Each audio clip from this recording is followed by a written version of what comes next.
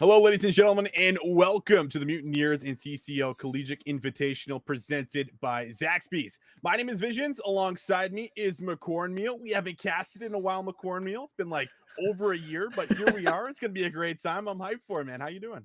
I'm doing good. I'm really excited as well. I mean, we didn't really honestly know all that much until talking about, I don't know, 30, 45 minutes ago. Like, damn, has it Sure. been that long for real? And it has. It really Yeah. has. But I'm excited to get back to it. And we got a really good matchup here for losers round number 3. FGCU going up against Oklahoma State. This one's kind of a wild card matchup because we know what these two teams could possibly bring to the table from what we've seen already today. Oklahoma State, we know a little bit about them because obviously they have 3 core players that they're retaining on that roster, bringing in I believe it's Harvey, Six Harvey. I'm not exactly sure just yet. We're gonna get confirmation for that. But for FGCU, completely new roster, completely new team inside of the CCL. And so not only are we gonna get a sneak peek of what we can see throughout the expected season for Vanguard, but more importantly, how they're gonna be able to stack up against some of the top competition here today. That's right. That's what a lot of this is kind of about, some new teams trying out some different rosters, some different players. So we're kind of also going throughout the day, figuring out how they're kind of coming together and how things are going. But we're at this point now where we're in the lower bracket, right? So if you aren't showing up, if you aren't playing well, this very well could be the end of your tournament. And well, everyone wants to at least make it to day 2 here for us, as there's a good amount of money on the line, of course, presented by the sponsors. So overall, we'll see how things do end up coming together. But we do have our map set here at the top. We can see it coming up first. We're going to have ourselves a Garrison Hardpoint. We'll move then into a Moscow Search and Destroy. A Checkmate Control will be our third map. And then if need be, we'll go to an Apocalypse. Very dicey, very nice, chaotic map in the number 4 there for us. And then if we have to go the distance, it will be an Express S&D. Now, talking about the distance here, McCornmeal, we can kind of talk about this last match because FGCU just came off an absolute banger. I mean, it was a round 11 that is, the reason why they're actually moving through this bracket and going on to this now losers round 3 here. So these guys got to be fired up. They got to be feeling really good here. And I feel like if you're coming into this matchup here as Oklahoma State, you want to make sure that you're coming off and setting the tone early, not giving them too much momentum to kind of run away with. Absolutely. And I was talking to Kirchi, the captain of the FGCU team as well. And he was kind of telling me before not only this tournament, but just for the CCL season that's upcoming, he really wanted to hit home that he was here and this FGCU team is here to prove a lot of people not only wrong, but more importantly, show everybody that unknown names or relatively unknown names from a relatively small school in South Florida is here, and it's going to be a potent roster throughout the entirety of the year. And so they had a really tough round 1 matchup going up against USF Esports. We've seen them play up against the likes of, or rather, sorry, they went up against Indie Esports, and then when they lost to Indie Esports, obviously Indie Esports went on to then lose, they won 3-2 against SEU Esports, and now we're in the winners finals against Ottawa. So SEU, they look great, but Indy looked really good as well. FGCU, though, it wasn't really that closely contested of a matchup, but here at map number 1, they've already got themselves a 20-point lead. Okay, State, we'll get right back in. That's right into it we go, and we'll see if Oklahoma State can maybe come away with the back end of this 20 seconds. That would certainly be ideal, considering they also have to maybe worry about a rotation here very, very soon. But you got quite a few members around, and looks like FGCU, they're going to give this one last good attempt, and they come out with a very favorable kill feed for themselves. So now they can start zoning away the map here for us for Cornmeal, and they're going to come out with a good 30 seconds here on P1.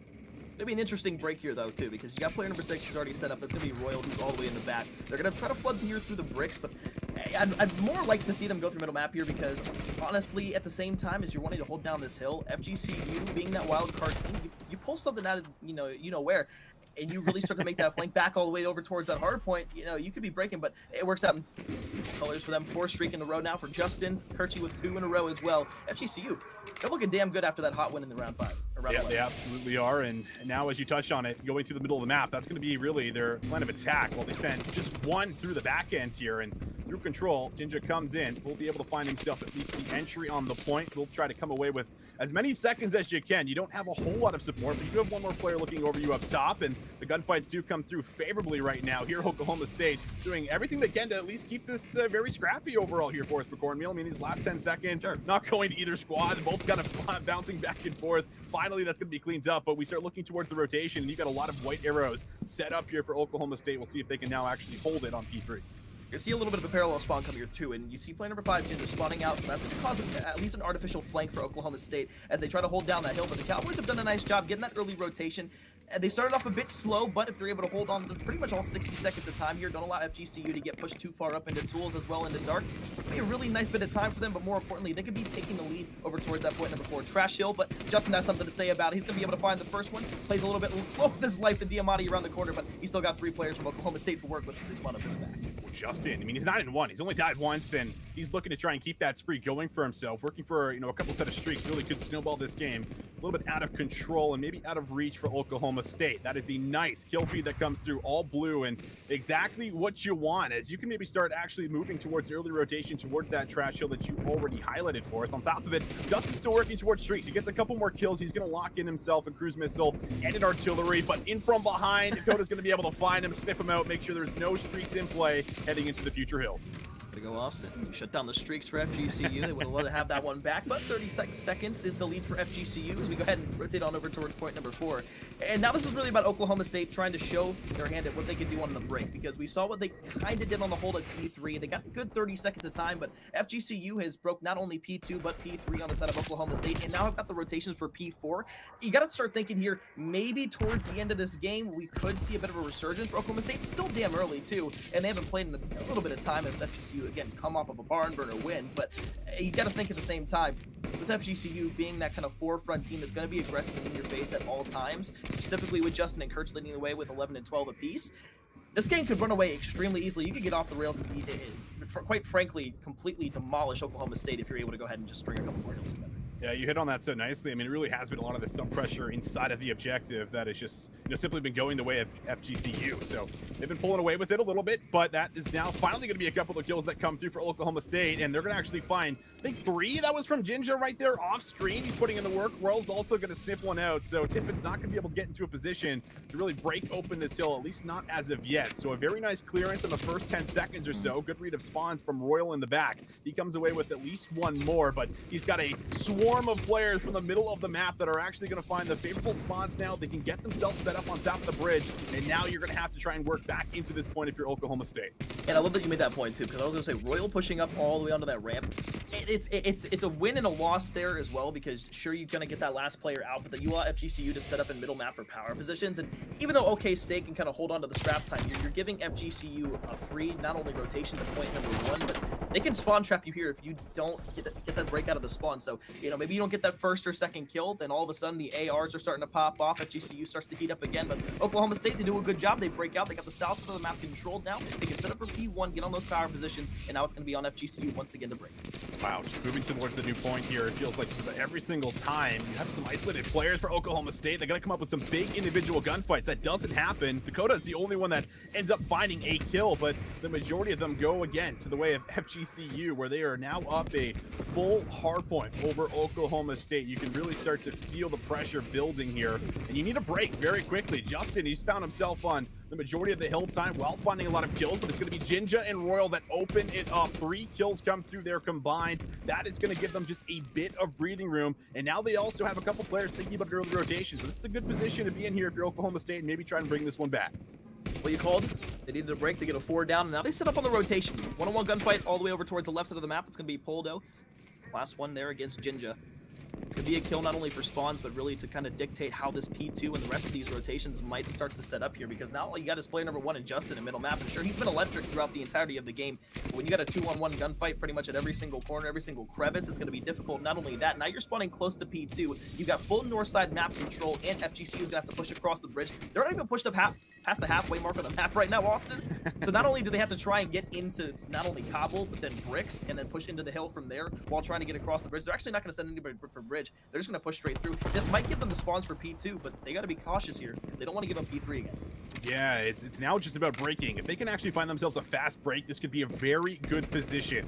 It's all about coming up with the kills. The patient's starting to come in to contest also on the point. Just need to clear out one more in the back. Jinja's been great so far, but he's not going to find any value in that engagement. So that will be a very nice back end of the 30 seconds there on the P2 hill that go the way of FGCU. And now already thinking about a rotation, you got some members that are just soaring across the map. It all comes down to one player back here. Gunter's got to go big here for his squad. Can he come come up with 2. He gets the first one, almost the second, but now the trade needs to come through in the back. Jinja trying to sniff him out. The shots will be fired. He just needs to collect the kill and try and play his life.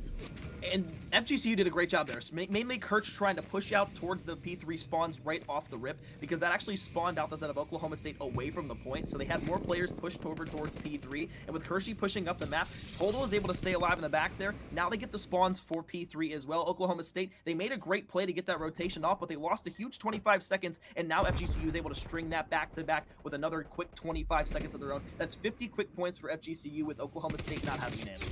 Oh man, just starting to build this lead up. It's growing, it's getting out of control. Everything just coming together quite nicely right now for the Florida boys. Are they going to be able to maintain the next 20 seconds? You feel like if you're Oklahoma State, you really need to get them off this time if you want a shot in this map number 1 on Garrison. And Gunter is trying to make that happen for him. He does come up with a couple of kills. They do find one in the back, but you also don't want these spawns now moving in towards the trash field. So I would say overall, I mean, this is really nice work for FGCU Green. They give up the scrap time, but they are already positioned in the middle of the map. Just a question of can they get to the hill? And so far, Jinja says, no, middle of the map, that's all mine. And good news for Oklahoma State, if you are a fan, the hills that they've been able to hold down the most time so far have been P4, 5, and point number 1 as well. FGCU have done a really good job with P2 and 3. So if you're Oklahoma State, you're going to feel confident at least over towards P4 for the time being, and especially specifically on that rotation over to P5. This game's not out of the water or out of reach just yet. I mean, you're only down by about a 60-second lead right now. Although FGCU are about to eclipse that 200-point mark, Oklahoma State, you know how easy it is to string hills together on Garrison, specifically to the likes of other hard points like Raid, for example. But you know, with this extra 25 seconds, if FGCU gets the rotation early, and then say Oklahoma State pushes up the map and gets those first couple of bloods, you open up the floodgates for everybody else to come through. The reinforcements are there. This is a completely different game. Well, coming away with a bit of the time here. FGCU Green not finding a whole lot of value. Maybe scrap time for 10. Tippin wants it. He's able to come up with 1 in the second. I don't know how he gets that kill. Does he finesse for a third? He gets help, and well, he saves Royal from basically getting clipped on the Twitter. So overall, that's not too bad of a situation here. FGCU Green now just need to really maintain some of this control around this point for us here, McCormill, and they're going to find themselves in a strong position, maybe come up with this map 1 win. It's just a matter of will Oklahoma State be able to bounce back and actually get some control around the objective. So far, it's gone even. Unfortunate kill there from behind as Dakota will fall. Now FGCU Green has a chance to strike and really go for the jugular here to close out map number 1. Oklahoma State, they try to break on in, but it's almost just futile at every break, every point, every centralized theme on this comeback attempt. However, Tippin's still going to be inside of the hard point. Royal will find 2, but again, it's just going to be late desperation efforts for Oklahoma State just to try and rush in towards this hard point. Although they're going to get a few seconds here and there with 20 seconds left to close out this map number 1 and 20 seconds left on the hill. This seems like it's going to be an FGCU win. Looks that way. Oklahoma State really gonna have to start coming together and collecting just about every single point that's remaining in this map number 1. We are going to see Oklahoma State towards the new hill. It's a big one-on-one gunfight there for Gunter. So at least able to clear a bit of space, but Justin, he's been all over the objective. This time he will be taken out. Kurt's the next one up, does want to play his life, but Jinja will find him from behind. So far, control looking good. Everyone surrounding and swarming the hill. Jinja now finds himself on the point where he's going to find another big one to try and keep this alive. And the big thing here too, Austin, I want to direct your attention to the scoreboard specifically, because both teams relatively even across the board in slaying. FGCU Green has just done a better job of being able to maintain, break, and hold hills. But Oklahoma State, they're starting to make this comeback here. I don't want to rule this out just yet because they've got themselves all towards the hard point. They can easily rotate this to P2, but they've got to be careful of Justin. Although Justin only has 4 bullets left, the team kill is going to be costly across the map. Dakota will go ahead and trade back inside of the hard point. FGCU, they got the hill now. Oklahoma State still has to contest before they can even think about P2, and they got 5 seconds to win. You got to try and contest the remaining seconds. Kurt, you got to deal with him. He's coming out of closet. He's going to be able to get some help, and that might just be it. Nobody in position. It's all blue in the feed. We thought for a second there might have been a comeback, but FGCU Green will hold on. They'll close things out 250 to 181. And they look good throughout the entirety of that map. It's from start to finish. Although they allowed Oklahoma State to kind of make it a little bit of a close game at the end, they still had about a 50-60 point buffer really at every margin of this game. And when it got a little bit close, they were able to break over towards P2 on our second set of rotations, find themselves that lead once again. And then it was all said and done once they got the rotation back over towards P3 in the break. FGCU, they played a complete game of hardpoint. Oklahoma State, they look good, but not good enough inside of map number 1. We now talk about a search and destroy on Moscow, specifically Austin, where FGCU, at least in their previous series in the second map after winning a hardpoint, kind of struggled in that search and destroy area, but then we're able to win in a round 11 on map number 5. So inconsistency in the search and destroy kind of can be at least somewhat told in a storyline there, but Oklahoma State, they've looked decent at search and destroy throughout the entire day.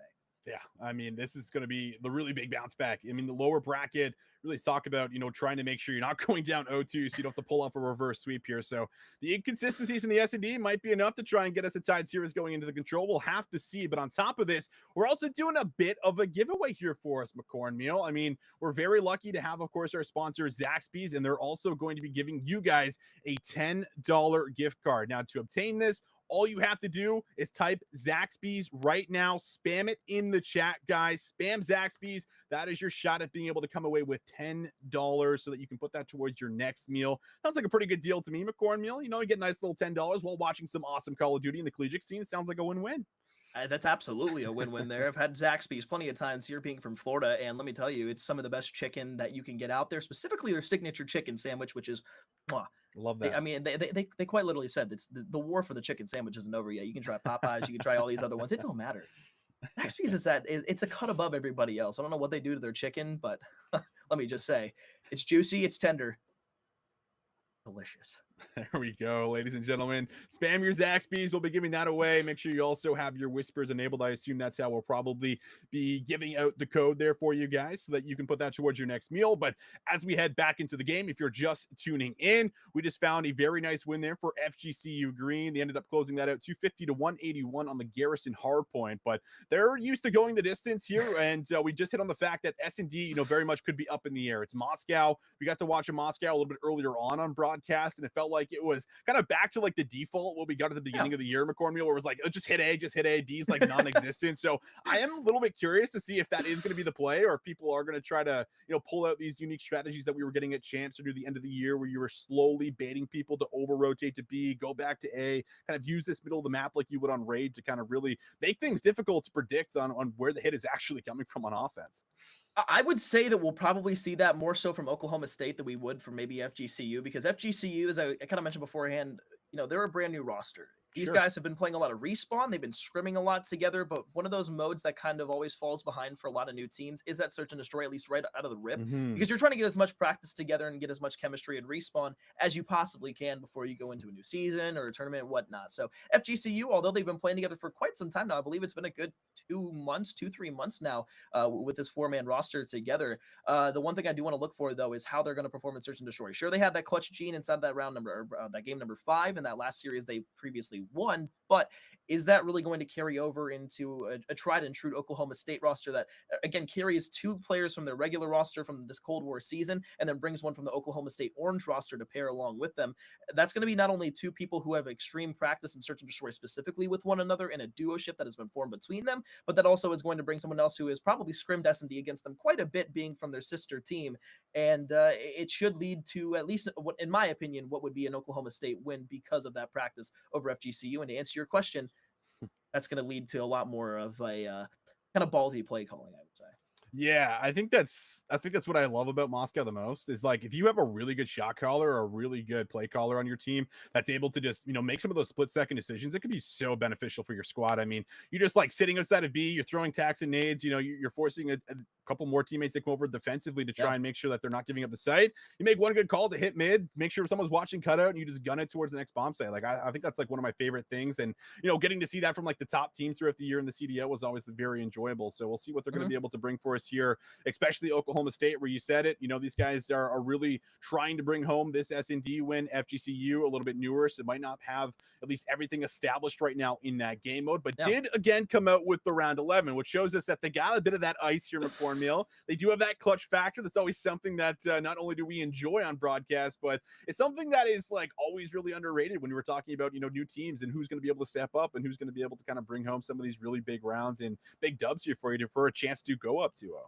Yeah, well, initially when I saw that, FGCU had kind of forced that map number 5 and they got to that point, the first thing instantaneous was skepticism of how it would go inside of that game number 5. And as I kind of was sitting there and, kind of just thinking in the back of my head, I'm like, I look at this roster, I see the leader and the captain in Courage. You got Poto there as well. You've got so many talented players on that roster, but that meshing together is again, I want to keep hitting home on this because it's so important. Like, you can be the best 4 players in the world, but that mesh together might not work, and that could lead to a championship.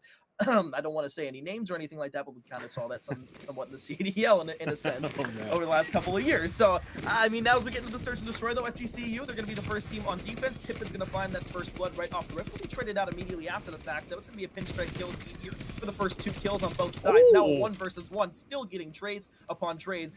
Buldo versus Jinja in a 1v1. All right, so that's one way to enter right into our round number 1. We asked the question, how are things going to play out for us? Slow and methodical to be just aggressive hits towards A. Well, this was a very aggressive hit.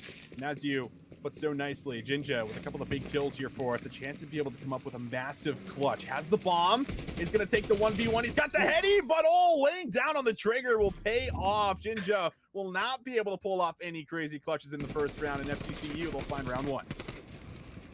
Go back to the beginning of the round. It really was just almost a methodical S&D from both of these 2 teams. Kind of just clinical in a sense, because what you do, both teams hit towards the same site. It's a 4-on-4. Everybody gets trades, and then it's a 1 versus 1 down to the end. The team that got the first blood wins the round. And, I mean, really, that's almost like a stereotypical round of S&D that you don't really see all that much. Does come through aggressively in the first play call here. But what will we get out of FGCU now that they've been able to actually shut down some of that aggression? It looks like they do want to try their hand over towards B. I love this, especially in the very first offensive round. See if you can maybe throw your opponents off a little bit. And, well, they should know that they're over towards B because you had a couple players there on the minimap taking some wide shells on the A site. The middle of the map has basically been completely in control of Oklahoma. Now that bomb is going to go down. We'll see if Dakota can try and find the exit. He's got great cover fire, and the first kill will come through there for Justin. Well, I love how FGCU decides they just want to hit B right off the rip and completely negate the points that we were talking about beforehand, but that's awesome. Jinja tries to get through the small door, won't be able to find anything except a few bullets there from Kirch. Trade there from Gunter, but it's still a 2 versus 3 on the retake with 25 seconds left. You gotta think, this should be a round win for FGCU and a 1 versus 3. Yeah, it should be the case here. Royal is inside of the site. Comes up with 1, but he has very little time to work with. You would need almost both players to line up at this point in time, or need a couple of quick kills. Pippin does get caught with his pants down looking out the window, but there was no time to get that diffuse off, so no 1v3s will come through. Might get the 3rd kill, but not the case. FGCU, I mean, they played that beautifully, McCornmeal. Nice baiting and switching. They go towards B, and they get themselves the 2nd round. And honestly, that really came down to a lack of players inside of the B site or over towards the B street for Oklahoma State. I mean, as FGCU just kind of had their way over towards that site, they were able to get in. All 4 players were there, got the bomb down, and kind of history from there on out. Just winning the 1-on-1s, specifically players that are coming right through those doorways, and well, you got yourself a round win. So now up 2-0, you go back to the defensive side here. Now it's Oklahoma State's first opportunity really to go ahead and show any adjustments they have on the offensive side. It doesn't look like they're going to go straight for the A-bomb this time, and well, you would hope that would be the case after they got demolished the last time over on that site. But with 15 seconds ticked off the clock, really nobody pushed up the map just yet. But FGCU kind of is making the same fatal flaw as Oklahoma did last time, not sending anybody over towards B. Sure, you got a player watching through middle map on the cross, but I mean, now the rotations are going to come through. So FGCU, they make a quick early rotation, and I really like that call. Oklahoma State, maybe you wrap through middle map, but you don't even know that everybody's the FGCU sides over towards the B side. Yeah, this is just a great read. I mean, you do have a lot of players that are now kind of just stuck individually, and you have to come up with gunfights defensively here for FGCU, but they're doing so. Justin finds another one. You got the street being completely washed from the back of the police station. Royal might need to be able to find a big one there, but won't be able to really find the line of sight. So everything starting to get a little bit low on time. 35 seconds left. Tippin will take the aggressive challenge, finds Gunter, trades there, but Royal again finds himself in a 1 versus 3. This time needs to get the bomb down and find 2. Wise play from Justin to back off, gonna wrap back to the bomb site. Royal trying to get the bomb, gonna pick it up. Should be the sound cue there. The audio cue will do enough. Justin wins the gunfight. 74U versus the Krieg up close and personal like that every time. It's going to win that gunfight. With 3 rounds in a row here from FGCU. Everything we kind of talked about once again of, you know, is this team that hasn't really been practiced in the S&D mode is going to be able to come out here and really play well against a team that has a core 3 players on their roster and a search and destroy in map number 2 in a loser's bracket match? Well, yes, the answer is yes. FGCU is doing fantastic thus far. Back on offense, you know, I wanted to talk about adjustments beforehand, but now this is kind of that tipping point for Oklahoma State. You don't win this round, yes. There's not a real good shot that you're going to win this game, because with a 4-0 advantage for FGCU, it's going to be damn near impossible. I agree with you. I love my comebacks, just like everyone else does, but this is one of those situations where you really do need this round number 4, and it's not off to a great start. You've lost Gunter. Jinja does find himself in a strong position at the top of Eskies. If you can find that kill in the middle of the map here, that would loosen things up just a little bit defensively. Finds the snap. So that will even us up here now. 3 versus 3. You're going to have to play a retake, and you're going to have to do it fairly quickly. Bill's going to be the first one to challenge against Justin. Weeks backs him up over towards the window. Going to fly out to the middle map, head glitch. 28 seconds left on the point. 3 players from FGCU all over towards the street and inside the building. It's going to be a pinch play here from Oklahoma State on the retake. But with 20 seconds left, you got to find all 3 kills and the defuse as well. Wow.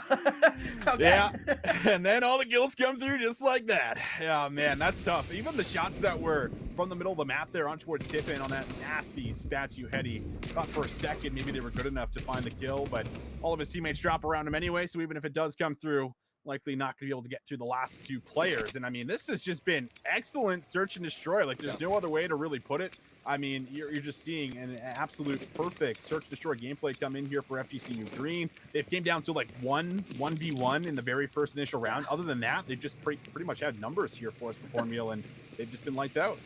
I think the big thing here is that Oklahoma State, there's been a good amount of solo and non-solo pushes for them.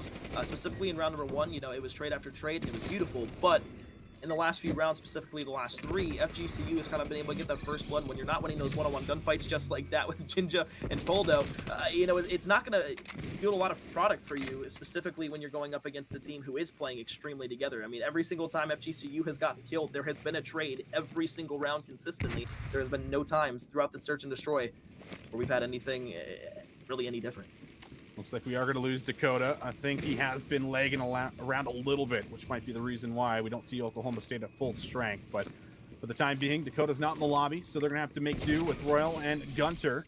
They do come up with that first kill there. Now puts us in a 2v2 after dealing with Justin. The bomb has to be retrieved, and that is right in the middle of the A site, as you can see on the mini-map. So low on time, 25 seconds. You have to try and make a move, and it looks like it's going to happen through the top of Eski's aggressive challenge. Kirch will be punished. Now with the 1v2, Tippin finds the first one, gets out with his life, and now it's going to have to be a bomb plant that comes through here, and it looks like it should go down. 45 seconds left, 1 versus 1. Tippin to challenge through the office. Gunter will back off into the Eski room. Looks around towards the left side corner. Could be a one-on-one gunfight here, but Tippin's got the AR, Gunter's got the 74 EU. You gotta try and at least get a close range gunfight if you are Gunter, but if you're confident in the shots, it'll be fine. Tippin through middle map. He's actually got both guns to work with. He can actually sneak up this Eski. This could be big. A 1v2 to go up 5-0. Looks like a sound cue's there, but Tippin's shots too good. Will be able to find the kill, only snapping on the head, and that's all he needs to bring home the 1v2 and give them 5 rounds in a row. 5 rounds in a row. Beautiful play there to slide. Get a little bit of the camera in his favor right here. I mean, you'll see it again as he slides over towards the left, strays back to the rather to the right, and then strays back to the left. Gunter really just couldn't even find the centering and or the snap onto the player either. So you look in another kind of fashion. FGCU once again. I mean, kind of hit home on every point about what makes them good so far, but I'll give you another one here. Every single round that they have won so far, they've gotten a first blood. So there has been no rounds here from Oklahoma State where they have found themselves a first blood. I believe Dakota's back in the game, though, so I don't think we're going to have to go ahead and end things here. And as I say that, the timeout happens. So not sure if this is going to play out or what's going to happen, but we'll find out for sure. Yeah, that we can confirm. We will find out for sure. But for now, it looks like we're rolling with it. 3 versus 4. Should be fairly easy here for FGCU Green to get the job done. And we will have Jinja finds himself a nice angle to at least get one, but he's not expecting the player to be in the very back. So that means that we are just going to get simple 1-for-1s here. Royale finds himself right through the middle of the map. They might be able to isolate this player in the back, but Poldo is actually reading it quite well. Won't read the second, unfortunately, but that's still fine because numbers advantage over to FGCU Green. Bomb will go down, and now Gunter's got to come up with a massive round to make sure they don't get 6-0'd. Oh, Kirch is around the corner. Will Gunter be able to read this player? Justin's going to be sitting over by the optic corner. And around the right side, going to peek out to the left. Kirchy is going to be there. Kirchy will find the kill, and that is a clean 6-0 domination in map number 2 for FGCU. Map number 1, it was damn close all the way down to the end, although it was about a 50-60 point game. It was still closely contested throughout most of that game. But here in the Search and Destroy, completely different story. FGCU not only look fantastic inside of that, but they now have a 2-0 series lead going into a checkmate control. And I need to remind you, in that last series that they were able to take, they did win that control map number 3, and I believe that was also a checkmate too. So now you look at a series where you have confidence after the first 2 maps. You're going to a map number 3 where you won the last one you played on checkmate. And now you have an opportunity to knock Oklahoma State home and move on to losers round 4, which I think secures them, what, top 6? I believe it does. Yeah. So you find yourself in a pretty good position. If you can just get one more map, you probably want to do it right here with the control. You do not want the series to continue. So we'll see what happens. We were, of course, having some issues there with Dakota on the side of Oklahoma State. So hopefully we'll get that figured out going in towards the map number 3. But for now, I believe we're going to send things to a quick break so that we can set up the checkmate control. Again, want to give a massive shout out to Zaxby's as well as Nature's Bounty here for putting on this entire thing, making sure that this was possible for the collegiate scene. We thank you guys very, very much. But for now, throw things to a short break. Don't go too far.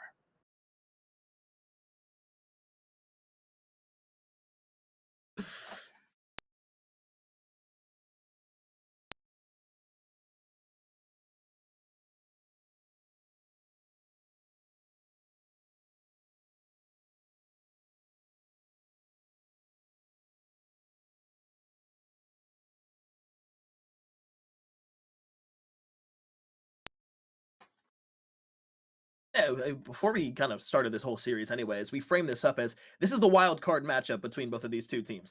We really have no idea what to expect, not only from FGCU, because, again, completely new roster, but for Oklahoma State as well, because 10-7 overall from last year. They were kind of mid-pack amongst the teams inside of the CCL. You got to remember, there was like 180 teams. So, being mid-pack's not necessarily horrible, but again, mid-pack is, about 70 teams away from the first place team as well. So you gotta think in that regard. Okay, Oklahoma State, they have a lot to prove coming up in this upcoming season for Vanguard, but more importantly in this tournament, they have a lot to prove as well. And so far, FGCU have not made that easy for them whatsoever. Poldo, Kurtz will go ahead and start off with 2 kills. Only 1 down for FGCU as they've gotten themselves 1 bit of progress over towards the B site. This is the one map that FGCU really kind of stands out in control on more than any other map. It allows the subs to get a little aggressive in towards top lane. The ARs play really well over towards those back lanes, and as you can see, they've already got 2 ticks of progress on B. They're sitting pretty here in the first 15 seconds of the game.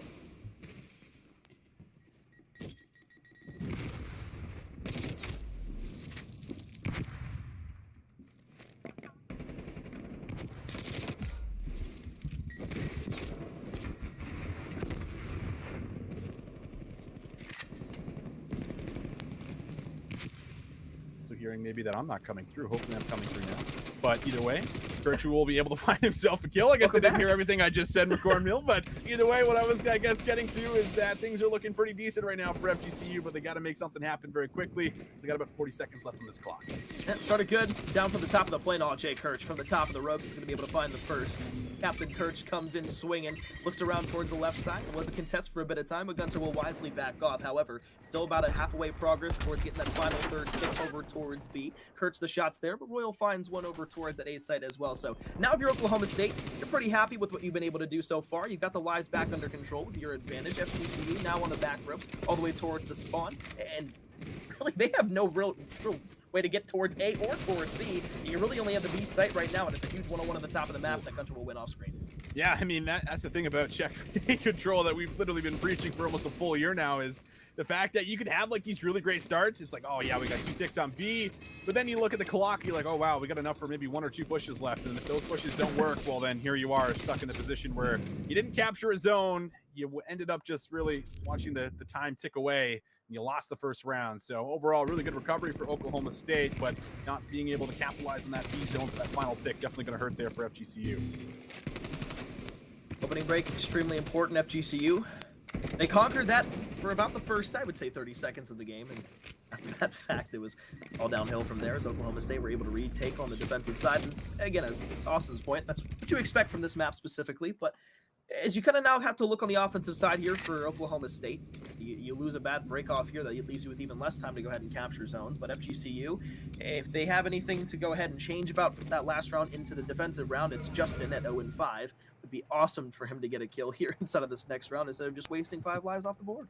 Yeah, it's always funny in Cold War because, like, right now to us, it's like Justin's 0-5. He's got to find his first kill. Meanwhile, he might just be getting baited and switched, and you might have like 3 or 4 actual limbs in game. I always find that funny, especially with where we've been kind of going to throwbacks and whatnot. So Justin does pick up his first official kill, which is going to look good, at least for us on the scoreboard. But overall, haven't really been able to get close to a zone as of yet. Everything has basically just been perfectly controlled here for the side of FGCU. They're starting to get aggressive inside of this spawn. Gunter will be able to find that first one. He's off to an 8-4 start, but time ticking away here for us for Cornmeal. You got to make a big team push happen. You feel like now over to one of the zones. Yep, they're going to start trying to get progress up and towards the top of the plane. Gunter will go ahead and fly himself up the plane over towards the A Street, but won't be able to find much except his own demise. Justin Johnson towards the yellow crate over by P2 is going to knock another player from Oklahoma State down. And as you just kind of try to push your way up the map, you got to win your one-on-one gunfights just to get out of spawn in the first place, but getting over towards A or B seems to be almost impossible for the side of Oklahoma State. Justin pushed up once again. Well, I said he needed to get some kills. He goes ahead and proves me right. 5 kills in a row. Now looking for potential streaks. Jinja going to be shooting over from the left side from behind, up and towards the top. Kirch will go ahead and pair for 1. Justin will get the second, and now 1 kill off an artillery barrage with 10 seconds left in round. Damn, Justin's going to be sending you some DMs right after this here, McCorn Mills. Like you said, you wanted me to turn up? All right, say no more. I'm going to bring you home some streaks. There's the first set. Gets the artillery. We'll be able to get a cruise missile. Not like that. Justin, come on. He's just a man. Are you going to find it too? Okay. 9 in a row. Just want to bring this back. He was 0-5 at the start of that round 2. McCorn Mule called him out. He says, all right, I'll go on a 9-3 and bring you home 2 streaks. 0-5 to 9-5 in 1 round of control. And not only was it a great round of control, but that was a murder of Oklahoma State. They don't even get to touch either the A or the B point pretty much for the entirety of the round. And that bodes well for FGCU because although you only got 2 ticks in that first round, now if you go to a round number 5, you technically have the advantage right now. So you're going to an offensive round now, 2 streaks in the back pocket. Justin fueling himself here on checkmate. And well, this now completely changes everything once again, just like we saw in the hard point and of course in that search and destroy, where they 6-0'd the side of OK. Well, here we are. That was a very dominating round. And if they can have the exact same start as FGCU Green did in the very first initial round here, where they got a couple of ticks right off the bat, be able to come away with an offensive round. We'll see if they can do it. No kills have gone through as of just yet. Plane control still being fought for. It looks like a flank from Gunter could pay off for 2. Justin will shut it down, and now he is on double digits. 0-5 to 10 in a row, carrying it into this offensive round. And now you also got a bit of control to maybe start getting onto A as that first tick about to come through. Out of the plane, Justin on 11 straight, looking for a few more, but they've got that first bit of progress over towards that A zone. Now going for the second. You got to look to player number 6 in Dakota, who's now going to go in for the contest.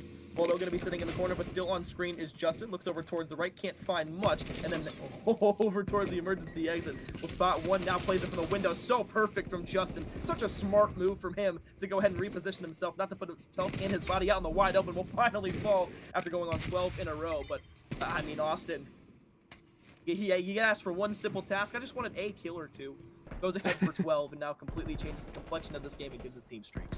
Yeah, clearly an overachiever, as we've learned there through that last round of complete decimation. But what will it actually, result in? Because they have gotten a bit of progress, but that was the exact same case that we saw in the first round for offense, where they were able to get 2 ticks towards B. This time it's just about 2 ticks on A, but they don't bring home that final second tick. Meanwhile, Oral is just going absolute rogue in the middle of the plane here, making it very difficult to push up into the map here whatsoever for FGCU Green. And now that second tick has been completely depleted, and you're gonna have to start all over again with 30 seconds left. You got to make these pushes come through, but now you're just starting to see way more white in that kill feed. It's getting dire, it's getting scary. They're gonna try and hop on B, but Jinja's gonna be able to start to push through and keep them off the zone. Rotation back over towards A. You got 2 players down now for the side of FGCU. So you can get on the same point. You can slow down the time. But more importantly, you can try to add that extra minute onto the clock while Justin's also trying to play himself up in towards the top of the plane. However, 1 versus 1 over towards that A point. Player number 6 once again to Dakota going up against Tippin. Tippin will win the gunfight there, but from behind, there comes Gunter. 18 seconds left in the round here. Kirch around the corner, but Gunter goes big for a second. A beautiful aerial shot right there gives us everything we need to know and more about that A zone being captured. With 10 seconds left, it looks like FGC will lose this round. Oklahoma State, they rally back after Justin's push. 5 seconds on this clock. You got to make sure you stay alive for the remainder of the round. Meanwhile, you got to worry about a spree from Gunter now. And 1 last touch. Kirch is going to have to try and go big. His teammates are starting to make his way over towards A. This could just be a distraction play. So they get another touch, but it's only for a second. That will be quickly cleaned up, and Gunter will go on 6, but with 0.2 seconds left. The round is not done here. Holdo, what do you got for us? A couple of big wins are necessary, but not the case. Defense all the way through. It got dicey for a second, but Oklahoma State, they'll hold on defensively. I was going to say, over towards the A zone there, maybe you find that final kill there in a 1 versus 1 while your teammate's holding for time with 0.2 seconds left over on the B zone. And maybe not a round win, but more importantly, it potentially could have given them at least a bit more progress over towards that zone, which could have boded well for that round number 5 to go ahead and get that defensive side, which has only been 1 here so far on checkmate. So now FGCU will go back on their own defense. Oklahoma State this time. Again, they weren't able to get a touch on either of the two or rather, it was the last time they were on the offensive side. We'll see if anything can change now that Gunter has streaks. He's on an 8 spree. Anything you can do, Justin, he says he can do better. We'll see if he can get any more kills here through this map. More importantly, on this streak as well. Up and towards the top of the plane, gonna throw himself into the lion's den immediately. But either way, first blood on the board. Oklahoma State gets traded out immediately. Yeah, not a whole lot of ticks have went over either, so I am really curious to see who's going to end up going to defense if we go to around 5. I mean, we could still get, a really explosive round that can come through offensively here, and you can look to pull out your streaks, maybe get the job done if you're Oklahoma State and take that risk. But that is really could be what's in the cards, and we'll see if that will be an option for round number 4. 50 seconds here on the clock as they'll finally get a touch. A big win from Gunter in the middle of the map. It's going to clear space, and Jinja also comes up with one as the middle of the plane has been completely dominated now from Oklahoma State. They're going to bring home that first tick of progress, and this is off to at least a decent start while Gunter is still going absolutely rogue in the middle of the plane. I mean, if you get this A zone, then does Gunter immediately say, screw it, I'm going to use streaks, at least maybe for the ping from the artillery to get over towards B so they can start the spawn trap? I'd absolutely love to see that happen either way. Here it comes. There comes Justin, though. Justin, with a cruise missile, going to start to curve this over towards A. Hasn't been able to find one yet, but uses the streak, doesn't prohibit them from getting the A zone, and only gets that 1 kill. So maybe you send a couple players back to their spawn here for FGCU, but you still got to get back over towards B, because everybody in the reinforcements from Oklahoma State, they're going to be pushing up the map here, and they'll be over at that B site soon. But for the time being, you can slow down, you recuperate just a little bit, but you've also got to watch for the north side, because they might be able to come wrap around through the spawn side and then trap you over towards that P5 building. Oh, they find a couple of down like this, and you might see streaks start flooding on through for Oklahoma State now, but that's a massive response. Justin comes up with 2, Tippin gets another, and that's going to leave Gunter all by himself. Needs to try and find kills. Isolated, he will jump right at Boldo, and that will be a team kill of all people that end up eliminating him. It's his own team, unfortunately, but that's still mainly white in the kill feed, giving Oklahoma State a bit of space with a minute left on that clock. They're going to hop on top of B. Both of the respawns. One thing I've noticed from FGCU is that Kirch has really just had so many engagements throughout both of them. Like the first game, I think he went like 26 and 27. Here it's 17 and 20. Unfortunate, it's, throwing a couple lives away here and there, but a 4 down for Oklahoma State. That's dangerous. They're going to spawn all the way back over towards top red. Now we're going to be able to get that second tick of progress over towards the B side as well. You got to just fly if you're FGCU. You got to get to the point, or else this is going to go to a map number 4 guaranteed. But the streak comes in from Justin. They hold on for a bit. It's still a 15-7 lead for Oklahoma State. Oh, I like this route. Royal needs to come up with a couple of kills, and he might be able to find them from the side. There's the first one. Snaps for the second. Will back down to cover for a quick moment, but you got players pinned in their spawn that are desperately trying to get back on the map. Here comes the challenge. Royal finds it. Another big one-on-one win. Now only 3 lives total remaining for FGCU, and it's looking like it's chalked up. There is the final kills. They'll get it done on offense, and Oklahoma State will make sure this at least goes to a map number 4. Justin might have responded after round number 1, but Oklahoma State responds to the overall series. Losing those first 2 games, they clutch up there instead of the checkmate control. It was closely contested for those first 3 rounds, but they figured it out there on offense at the end, and that eventually led them to get that win. So now we start talking about map number 4, an Apocalypse hardpoint here, Austin. Closely contested, scrappy to say the very, very least, but more importantly, with the SMGs from the side of Oklahoma State really starting to hit those afterburners there, now we go to a map where they can absolutely feast. With FGCU Green kind of struggling at least in the slaying department from that last map, that could come back to bite them in the ass here going into the Apocalypse hardpoint. It's very possible. It very likely could end up happening. I mean, you also you're in a position where we're, of course, in the lower bracket here. So whoever ends up losing, goes home. And you start to get a little worried, right? When you're up 2-0 in the series, I mean, it hits like every competitor where it's like, all right, now we're going to a map 4. We lost the map number 3. It's all good. We'll get it, all done and dusted right here. And then you lose the map 4 and you're like, oh, wow, okay, we're going to a map 5. So you want to get it done. You want to make sure that you're bringing the exact same energy as you brought in the very first map on the Garrison, where it felt like they were just winning rotations, they were making the heads up play, and they were doing things together. That was really the big problem that I think that we both kind of stiffed out there for the side of Oklahoma State, where it felt like there was a lot of solo challenges. They weren't really using their team play to get control of certain parts of the map to be able to actually get their AR set up, and then of course their sub set up on the objective. So we'll see if that changes on a map like Apocalypse, because as very very well put, it is a very chaotic map. You have to be able to make decisive decisions in in very quick moments, and you have to be able to do them, of course, correctly if you're going to come out with a map here. So, I mean, it's very intense, very high pressure. We'll see if they can do it. All I know is that you got to be feeling great after, getting 6-0'd on the Moscow S&D to come back and win an offense to close things out in 3-1. Yeah. I mean, that's at least got to give you a little bit of that oomph you might need to be able to bring this series back.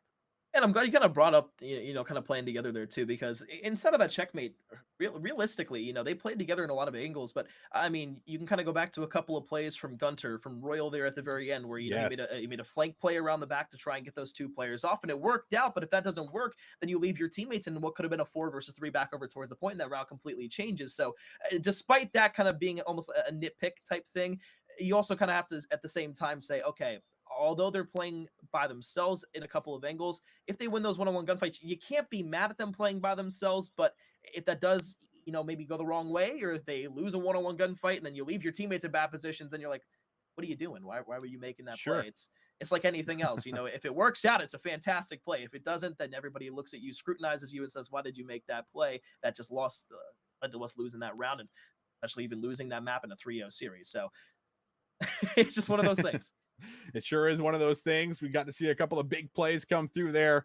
Oklahoma State showing us they still got some fight in them to try and keep this one going. We've mainly had bangers. And I mean, even if this does go the distance, FGCU, they've already came out with a map 5 round 11. So it's not like they're going to be in unfamiliar territory by any means, but you still always want to make sure that you get the job done here. And if they can just replicate a lot of what they were doing on the Garrison, they might find themselves with a 3-1 victory. On the other hand, You mentioned it, Gunter, Royal, those are the two guys I think you really got to highlight after the performance they put up. We saw streaks come through there for Gunter. We saw Royal just locking down lanes, keeping them spawn trapped, playing his life, making sure he's using patience to his advantage. And I mean, it was all coming together quite nicely. So I believe we're just about ready to jump into the apocalypse. It's chaos. I mean, I'm always a big fan of this one, McCorn Meal. I haven't got to cast it since like Challengers Finals, so I'm very amped to get into it. And now we're hearing there's a restart, so that's a little bit unfortunate. I mean, we're gonna have to kind of build this up, all this anticipation, it's just building here for us. It's almost like we need something from like Zaxby's to bring me back down to level, something like this. That might be enough. Fill me up here for us. If you don't know, presented sponsor. Absolutely check them out. We've been giving away all kinds of stuff here for us, McCorn Meal. It's been great. I just went all over the place there. No, I love you for that. You got to incorporate everything back to that binding ground in the middle. Absolutely. And what better way to do that with a little bit of Zaxby's? But I mean, realistically, you look at this map. I'm really just love chaos. That's kind of me. Absolutely. And as an agent of chaos, it's one of those things to watch Apocalypse. It's almost like playing like a Hackney Yard domination where everything's just flipping, running around the entire time. And, maybe I wasn't the biggest fan of domination, but Hackney Yard usually always provides some sort of entertainment. So Apocalypse is the closest thing we could really get to that closely contested hot sort of map.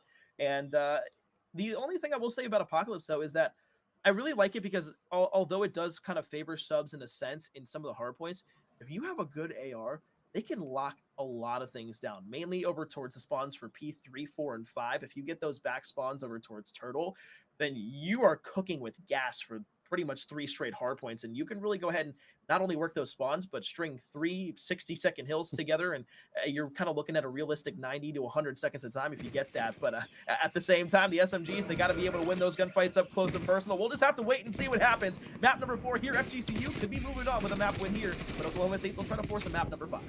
Let's see if they can do it. It looks great in the control, but they got to get another map here before we'll see the S&D and FGCU. They look fantastic on the first hard point. So far, Oklahoma State, they come away with just about all of the time off the rip. Already fighting for some early spawns now for P2. Jinja actually just ran right through off screen for a first kill, and Royal will find the second. So the complete flip, is actually intact. This is 26 points off of P1 and the favorable spawns. I mean, this is the best case scenario you could ever hope for at the start of Apocalypse here for Cornmeal.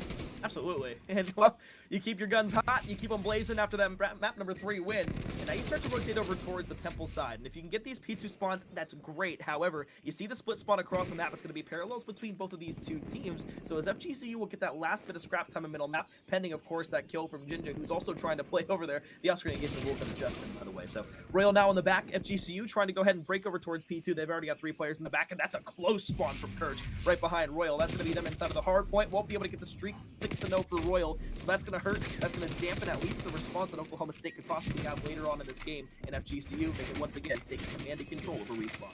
That was a really important moment to make sure that you get into the back here and that you're actually soaking up time, because we've seen one too many times on Apocalypse, just one good push into the back, you see a flip of P1, P2, it gets out of hand, but you're starting to see fight for the back of the spawns here that's really taking quite a long time, and after all of the ducking and diving and sliding, we'll eventually come out with kills that go the way of FGCU Green, but I mean, they're able to at least stay on top of the hard point here, so now they're going to have themselves at least a decent cushion heading in towards P3, and already the members starting to surge on out for a rotation to P3. And I'm glad you brought that up too, because FGCU wasting that time in the back there doesn't allow Oklahoma State to even get a push over through Turtle when they know that the reinforcements from FGCU are all the way in the back at Temple. So not only did they not lose that time there, but FGCU break into a very hard to break P2. They get a ton of time, and now they take a lead once again. So Oklahoma State, you got the rotation here, but you got to look for player number 1 in Kirch, making the flank all the way through the back. Could be the disruption here, but as Gunter finds another kill there, it's going to be very difficult for the side of FGCU to break, pending Kirchy doesn't get more than 1 kill. Ooh, and well, there it is. He finds more than one. It feels like there's been a couple moments where he's been able to do exactly that here for us, and that is another one of those pivotal ones where you're feeling good if you're FGCU Green. So, presence on the point, 30 seconds left. Still seeing a hit from Oklahoma State. Do not want all of this time to go over for free, so they'll come around the back here. A couple of kills look like they're going their way. Jinja finds one. Gunter gets the second. That will clear out the zone, and that means that Oklahoma State should be good for the back 15. We'll look towards the north portion of the map. FGCU all rotated around, but look at Royal. Look at Jinja. Both making these plays, trying to get a one-on-one isolated gunfight for both of them. Royal will find the first there on the tip, and Justin from behind will find the kill there, but Jinja in hard point will find Kirch as well. So a beautiful pinstripe kill feed will lead to Oklahoma State having the rotations after FGCU got set up with about 15 seconds left on that hill beforehand. Beautiful play to hop up top there from Justin and get out with his life, but he's had a couple players aiming down the pre-aim with ARs and SMGs alike, and now it's FGCU's turn to try and break it back in towards this hard point. They'll break from the Temple side and now try to go for the P5 spots. Man, Royal's playing lights out right now. Like, he is 13-4. His teammates, to be fair, have been soaking up hill time here. Gunter and Dakota have, 40 seconds on both of them, but you do need to pick it up just a tad bit more for as far as the slaying in the objective. That was the big problem we saw in Garrison here, and now it's starting to get the best of them on the Apocalypse, as this is 20 seconds left.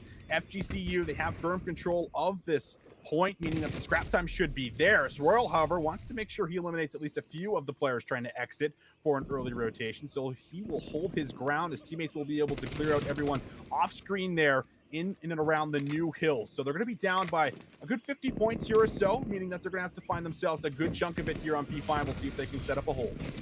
Around the corner. Perch the first one there. Tippin going to be there with that trophy system and the Semtex around the corner.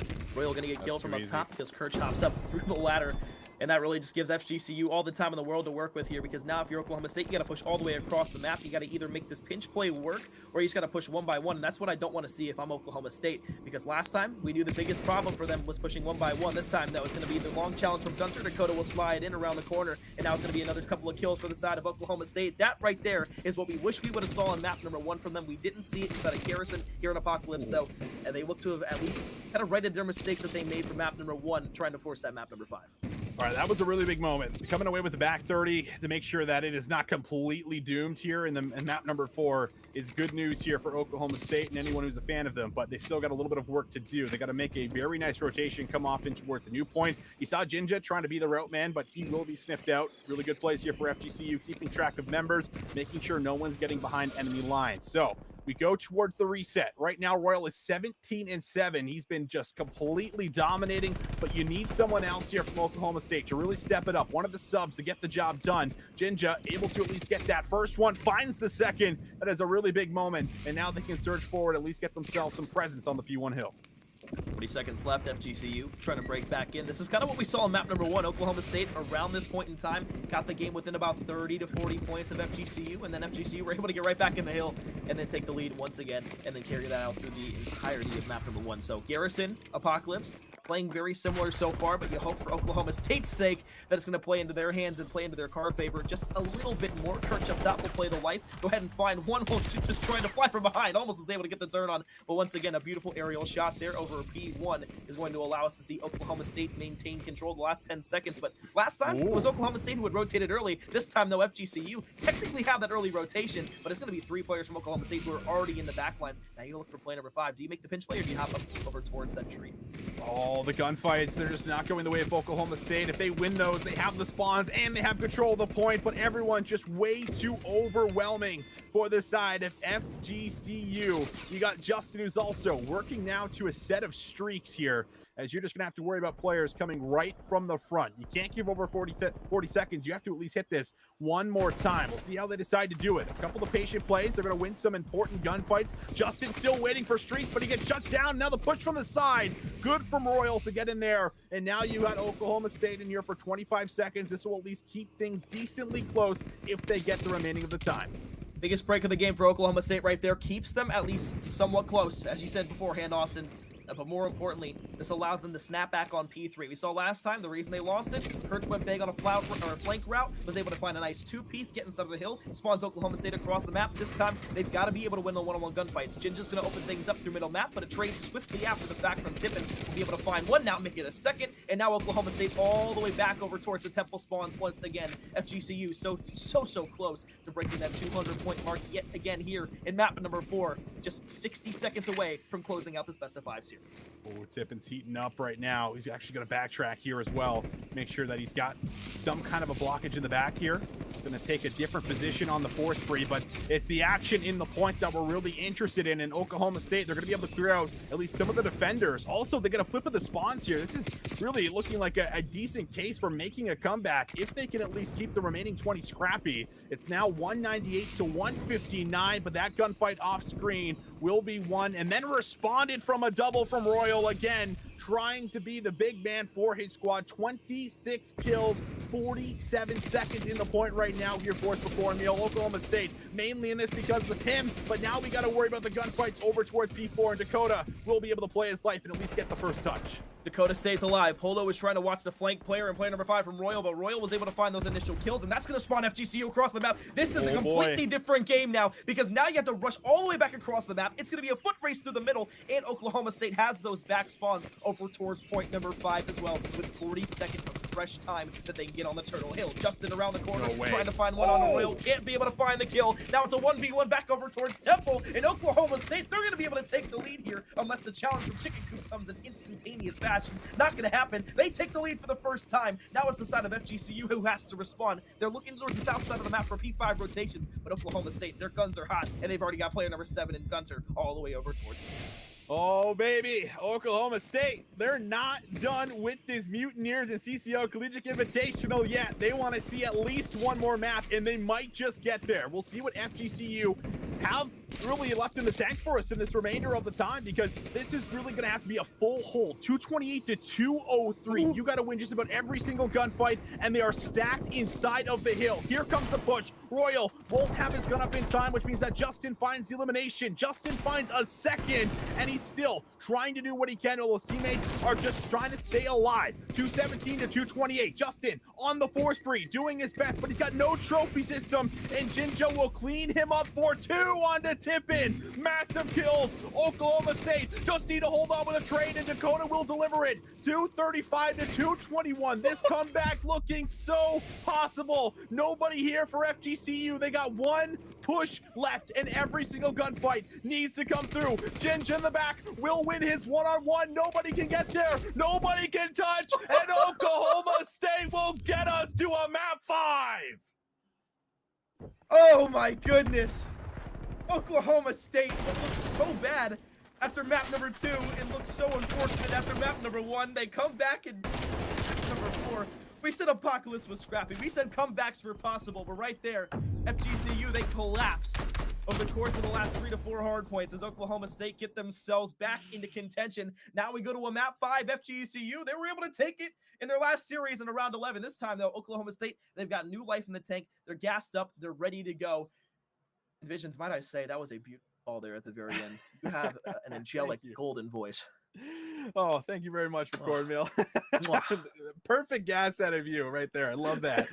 That, I mean, I don't even know how to follow that up with words because I mean, it was looking like it was just, completely in control. FGCU, they did what they did in the first map. We thought for a second at that, the start of the Garrison where it was like, oh, maybe there's a chance for a comeback, and FGCU just shut that right down. This case, they're not able to really get any position out back in the spawns. They're kind of just funneled, just sitting in corners, waiting for challenges inside of that P5 hill. And when you're caught in those situations where you need to win gunfights in order to win the map, and you don't have, the funnel of resources coming through with a close spawn, I mean, it gets really, really scary. Sure. And that's one of those moments where it exactly plays out there for them. Oklahoma State, they focus on the spawns, then they focus on the point with the lead that they get off of P4.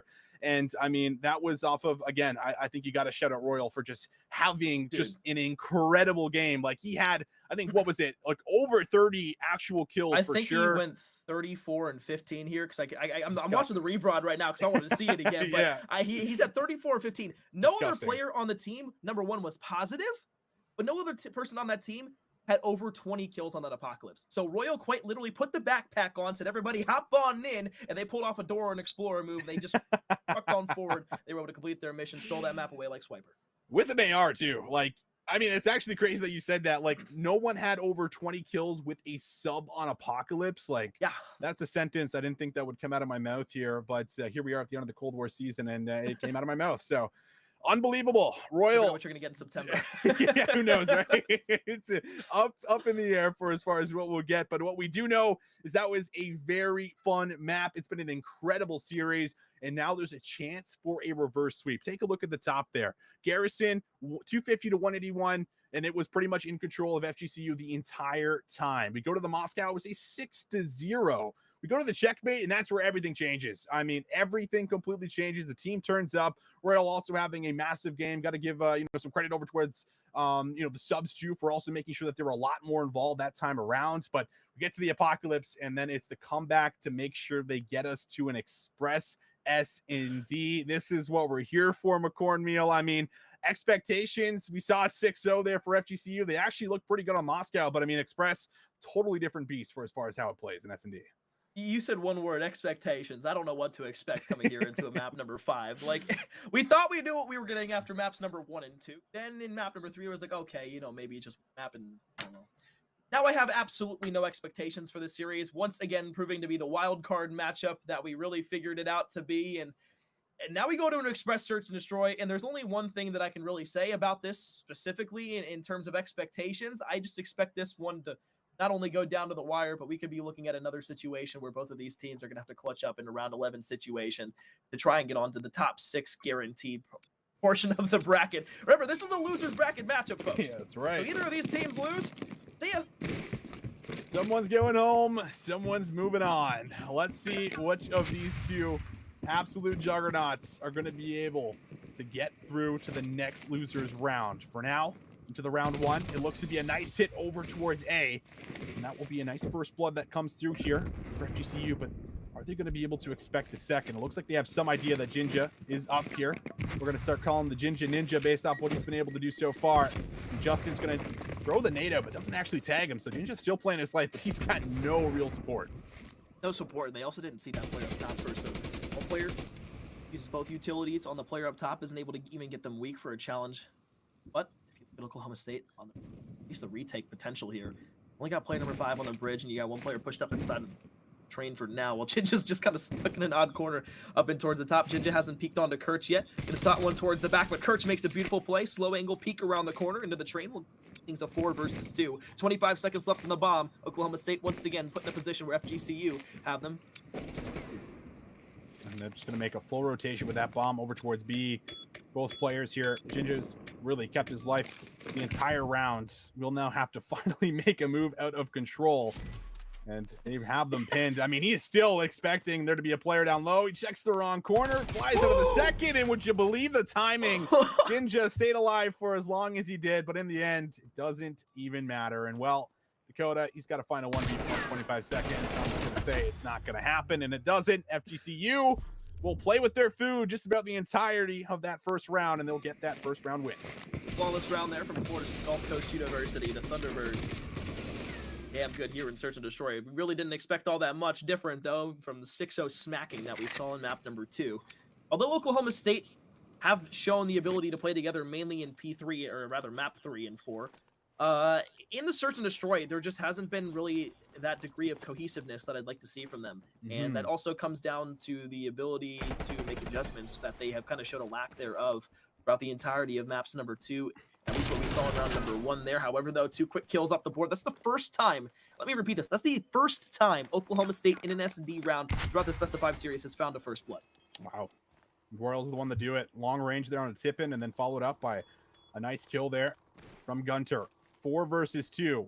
Surely this is the round that Oklahoma State are going to be able to get. This would also be their first S&D round in the series, so you would love to get it earlier rather than later. That is for sure. We'll see how Justin will, though, try to make this happen. First kill there onto Dakota, making this a little bit more manageable. But 25 seconds, Justin's got to go, and you feel like he's got to come up with one very quickly. 20 seconds now. The fuse 7.5, so you got no time to work with. Holdout not able to find the gunfight up top, and wow, I thought Justin would have won that. Yeah, maybe same. some team shots in the back might have played an influence in it. Either way, that's the first round that comes through, and we'll take another look at Royals' first blood at the start of the round to kind of kick this one off with some very crisp shots. That's pretty. All you can see is the head over the top.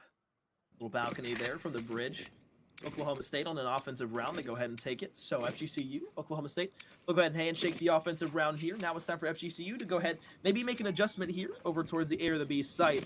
Last time we saw OK State try to make that fast, aggressive push with 2 over towards. They'll do the same thing here again. They'll split it 3-1 towards the sites. It's going to be FGCU who's on all 4 over towards B. They're going to be able to get this down instantaneously. Back Gunter off over towards the arrivals portion of the map. And this is really just going to allow FGCU to not only open up the entirety of the post-plant setup, but really force Oklahoma State once again into their hands, into their favor. Now it's just about finding the first blood for either team.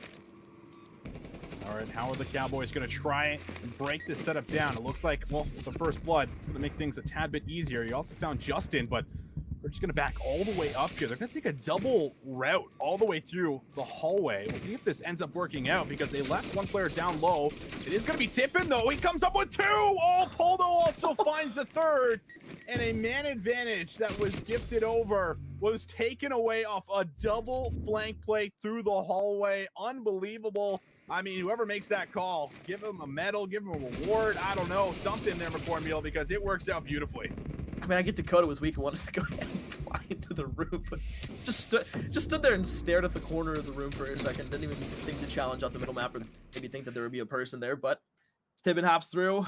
You mentioned it perfectly right there. That's a beautiful play call from FGCU, and really the reason that they win that round despite going all 4 over towards B right at the beginning of the round. So Oklahoma State last time, they were able to get over towards that A site, get the bomb down, more importantly, get those first 2 picks on the side of FGCU. This time, though, they'll bring the bomb over towards B. It's basically been 2 identical rounds on offense, both times for rounds number 1, 2, 3, and 4 for both these 2 teams. This time, though, yielding completely different results as yet another flawless round from FGCU comes through. They've got a 3-1 lead, and once again, they're showing their prowess on the Search and Destroy and why they are the better team overall in this mode. Did you get 3? Okay, I mean, he didn't get the 3rd. I thought Kurtz got all 3 of them. He got shots. He would have gotten 3. All right, so we'll just chalk that one up to Justin stealing away his 3-piece kill cam. But either way, I mean, you got to find that trade like right inside the ticket booth, right? You don't find that trade, and well, everything ends up kind of playing out the way that it did. So FGCU green up by a couple of rounds. Oklahoma State, you really need this one now on defense, and nice tags down low. Coming through there from Royal, won't be able to finish off the kill. That one's going to hurt a bit, and it looks like maybe some split calls. They got 2 players stuck in ticket booth, and maybe it doesn't matter because this is just Purchase Playground. Whatever he's caught inside of the ticket booth, he's finding kills. That's 3 in a row for him, and now he's going to try and drop the rock. Once again, Oklahoma State just in such a far away spot. Go ahead and try to retake this B site. Now Poldo finding the kill on the Royal. He was the closest one over towards arrivals for the side of Oklahoma State to really make that play happen. And maybe if he gets that kill with the AR, you start thinking in a disrespectful there. Puts it straight into the jugular, takes him out with a beautiful assassination from the back. Sits in the corner, sneaky but deadly at the exact same time. We'll get to see it one more time, but your Gunter, you'll be feeling that one in the morning. You sure will. I mean, I almost wish there was a way that you could like outplay the the execute with like tapping square or something like this. If you can tap it faster than your opponent, like you see if you can maybe break out of it. But that's just one of those moments where you just don't check the corner. He comes up behind you, and yeah, it's just absolutely gutting. Feels bad, but either way, it feels good. On the other hand, here for FGCU, as they have now taken 3 rounds in a row, and these have been pretty convincing rounds for the most part, even after getting blooded in some of them. But here comes some gunfights down low. Will we see Dakota win his gunfight? He doesn't. Jinja trying to find the trade. We'll see him at least run inside of the train, but won't be able to find the limb. Kirch is just taking routes. He runs all the way through, will be punished, and now that's going to drop us into a 2 versus 2. Slowly but steadily, Jinja playing with Gunter close to the bomb site. Able to get this bomb down, but if you look where the FGCU players are playing, you got one in middle map, the other player playing all the way back over towards the top bridge. A-bomb's going to go down. That's going to give Tippin the immediate knowledge where this player is going to be. Slides over in towards the locker area. So you got the information on at least one player. Don't know exactly where Gunter is, but he's inside of the train, just trying to play a little bit slow. We'll peek out here. Now as Poldo comes down around on the flank, it's going to be a little bit of a difficult gunfights per se, just because you can't find the trades because you're not playing close enough together. But as Poldo finds the first one, now it's going to be Gunter in a 1 versus 2. We'll find the shots of the first one, but Poldo on the flank will go big. Hey, Austin, I got to tell you, that's 6 in a row for Poldo, 4 in a row for Tippin. They're one off of streaks. I would have loved to see Poldo maybe get that defused. Yeah, you would have loved that for sure. I mean, both of these players have 1 death. Like, I mean, on Express, that is really absurd. I mean, you're talking about, you know, a lot of rotations being made, like a lot of stun nades also coming through. Sometimes they just lock you up for a kill. So the fact that they've only died once is it's insane inside itself. So 6 in a row here for Poldo, 4 in a row for Tippin. Oklahoma State, tournament life on the line. They have not found a lot of success in search and destroy. They've only gotten 1 round throughout 2 maps, and that 1 round, of course, is on your screen. Royal, though, he's trying to keep the minute. He kept the minute in the map number 4, and he finds the first blood, and there will be no trade. Kirk is going to get pushed, and that will be a second, as things looking a lot better for Oklahoma, and they'll take all 3 down. Well, if there's any point in time where you'd love to see Oklahoma State turn up, it would be now, obviously, but you would have liked to see this maybe a couple rounds earlier so they're not at match series point. Now Tippin, okay, that's 2 in a row already. You got 1 jumping down from the top of the bridge. Won't actually be able to see the player yet, so now it's going to be an even easier 1 versus 2, because although Jinja's up on the top, okay, they were played across the map from one another, and that would have been ridiculous to close out the series, to say the very least. But, I mean, you can't really understate what's done so far, but kind of what I was going back to is the fact that Oklahoma State, once again, was playing so separated in even a 1 versus 4 there that they almost got caught off guard. Almost did, and, well, I think Oklahoma State starting to figure it out. If you can keep Kirsch outside of the ticket booth, then your chances just drastically increase, it feels like, right? Like, that's like one of the key factors there. They're able to make sure he doesn't get a position inside of one of the power spots where the subs can be very useful. They're finally able to actually overwhelm it defensively, but offense has also been really a problem as well. We'll see if they can maybe come up with a first blood and then translate that into an actual plant. A site is open for a plant. No one's at least tucked away. Could end up getting caught on the cross. A couple of stuns going to be thrown out, but they're all bunched inside. And this means that this flank could also play out. So there's a lot of different angles here Oklahoma State got to watch. I mean, they're completely penned in right now. If you're Oklahoma State, you don't get this bomb down or you get blooded right off the rip, it's going to be GG for you here. But with 50 seconds left, got a little bit of time to work with. You can watch your flank. You can watch for the players that are going to be pushing through. But you know nobody's over towards the B side. There it is, that first blood. Dakota will find the trade, though. Last time I called someone out for being at a lower portion inside of the kill feed, they turned it around and went on a 12 streak. So as Dakota started the game out 1-7 and Jinja's at 2-5, you'd love to see them turn things around. But in a 2 versus 2, the bomb will go down. It's going to be up to Kirch and Tippin to go ahead and close out the game. See if they can do it. Kirch wins the first battle onto Jinja. Big 1-on-1. Now it all comes down to 1. Gunter, he's been electric. He's been explosive. Has to find a 1v2. Will give away his position. Hops up on the train. Needs to win the battle. And would you know it, it's Kirch who finds the remaining 2 players. That will be FGCU Green advancing, moving on through the lower bracket, and most importantly, making sure they do not get reverse swept. I mean, you got to think, John, in that situation, you lose 2 maps straight, you go to an S&D, and you're able to close it out there. So my biggest thing going into the series was the skepticism in the S&D. They proved me completely wrong for why I should have those skepticisms. Now they prove that they've got a really dominant force when it comes to search and destroy. That's going to be their strong suit. And if they can figure out respawn and specifically closing out maps in that map number 3, they could be a very scary team come the Vanguard season for the CCL. And kind of a team that I have as a dark horse right now, almost going into this next season as well. Obviously, they lose a big round number one matchup, but it was against a Titan that has kind of made their way already to the winners finals against Ottawa. So you have one of the two hardest teams inside the overall bracket to face off against right in round one. That puts you in the losers bracket early, but ever since then they've won three series straight to get to this point now. So if you thought FGCU was going to be kind of a one and done type team, you're completely wrong. They looked incredible for those first two maps. 3 and 4, they kind of fell off a little bit. But I think my biggest takeaways from this series, number one, is that Justin is a very, very, very strong player for this FGCU roster. You put him behind Captain Kirch, you put him behind Tippin, and you put him behind Poldo as well.